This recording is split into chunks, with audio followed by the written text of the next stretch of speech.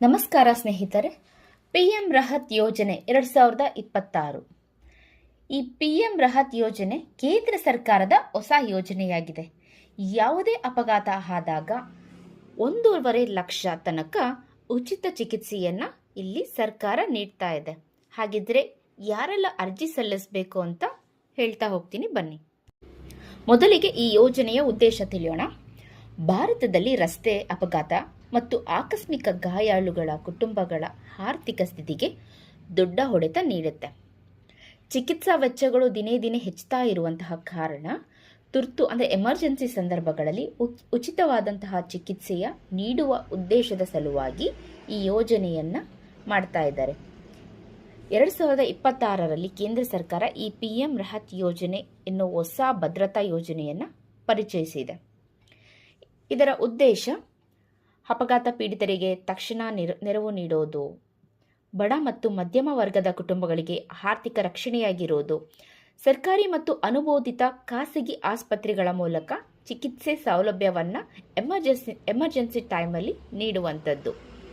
ಅಂದರೆ ತಜ್ಞರ ಪ್ರಕಾರ ತಕ್ಷಣದ ಚಿಕಿತ್ಸೆ ದೊರೆತರೆ ಅಪಘಾತದಲ್ಲಿ ಅಪಘಾತಗಳಾಗತ್ತಲ್ಲ, ಅದರಿಂದ ಆಗುವಂತಹ ಸಾವಿನ ಪ್ರಮಾಣ ಕಡಿಮೆ ಆಗತ್ತೆ ಅಂತ ಹೇಳ್ತಾರೆ.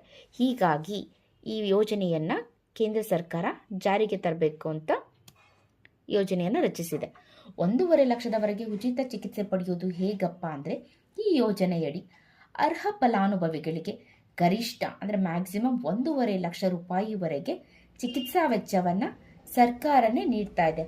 ಇದರಲ್ಲಿ ತುರ್ತು ಚಿಕಿತ್ಸೆ ಎಮರ್ಜೆನ್ಸಿ ಶಸ್ತ್ರಚಿಕಿತ್ಸೆ, ಆಸ್ಪತ್ರೆ ಪ್ರವೇಶ ವೆಚ್ಚ, ಔಷಧಿ ಮತ್ತು ಪರೀಕ್ಷೆಗಳ ವೆಚ್ಚ, ಚಿಕಿತ್ಸೆ ಪಡೆಯಲು ನೋಂದಾಯಿತ ಆಸ್ಪತ್ರೆಗಳ ಪಟ್ಟಿಯಲ್ಲಿ ಇರುವಂತಹ ಸಂಸ್ಥೆಗಳಿಗೆ ಹೋಗೋದು ಅಗತ್ಯ.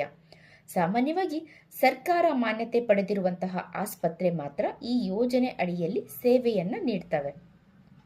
ಹಾಗಿದ್ರೆ ಅರ್ಜಿ ಸಲ್ಲಿಸಲು ಯಾರ್ಯಾರು ಅರ್ಹರು ಅಂದರೆ, ಅವರು ಭಾರತೀಯ ನಾಗರಿಕರಾಗಿರಬೇಕು, ಸರ್ಕಾರದ ಆರೋಗ್ಯ ಯೋಜನೆಯಲ್ಲಿ ನೋಂದಾಯಿತ ಕುಟುಂಬದ ಸದಸ್ಯರಾಗಿರಬೇಕು, ಮಾನ್ಯ ಗುರುತಿನ ಚೀಟಿಯನ್ನು ಅವರು ಹೊಂದಿರಬೇಕು. ಕೆಲವು ಸಂದರ್ಭದಲ್ಲಿ ಆದಾಯ ಮಿತಿ ಅಥವಾ ಸಾಮಾಜಿಕ ವರ್ಗದ ಆಧಾರದ ಮೇಲೆ ಆದ್ಯತೆಯನ್ನು ನೀಡಲಾಗುತ್ತೆ. ಹಾಗಿದ್ರೆ ಅಂತಿಮ ಅರ್ಹತೆ ರಾಜ್ಯವಾರು ಮಾರ್ಗಸೂಚಿಗಳ ಮೇಲೆ ಅವಲಂಬಿತವಾಗಿರಬಹುದು.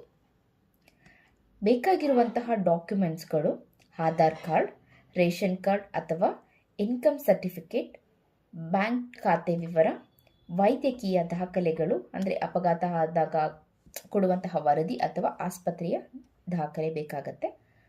ಅರ್ಜಿ ಪ್ರಕ್ರಿಯೆ ಹೇಗಿರುತ್ತೆ ಅಂದರೆ, ಇದನ್ನು ನೀವು ಆನ್ಲೈನ್ ಮೂಲಕ ಮಾಡಬೇಕಾಗಿ ಬರುತ್ತೆ. ಸರ್ಕಾರದ ಅಧಿಕೃತ ಪೋರ್ಟಲ್ಗೆ ಭೇಟಿ ನೀಡಿ ಅಗತ್ಯವಿರುವಂತಹ ಡಾಕ್ಯುಮೆಂಟ್ಸನ್ನೆಲ್ಲ ಮತ್ತು ಏನು ರಿಕ್ವೈರ್ಮೆಂಟ್ ಇರುತ್ತೆ ವಿಷಯಗಳನ್ನೆಲ್ಲ ನೀವು ಭರ್ತಿ ಮಾಡ್ತಾ ಹೋಗಬೇಕು. ಹಾಗೆ ಅಲ್ಲಿ ಕೊಡುವಂತಹ ಅರ್ಜಿ ಸಂಖ್ಯೆ ಇರುತ್ತಲ್ಲ, ನೀವು ಅದನ್ನು ಇಟ್ಕೋಬೇಕಾಗತ್ತೆ ನಿಮ್ಮ ಹತ್ರ. ಹಾಗಿದ್ರೆ ಆಫ್ಲೈನಲ್ಲಿ ಮಾಡೋಕ್ಕಾಗಲ್ವಾ? ಖಂಡಿತ ಆಫ್ಲೈನಲ್ಲಿನೂ ನೀವು ಅರ್ಜಿಯನ್ನು ಸಲ್ಲಿಸ್ಬೋದು.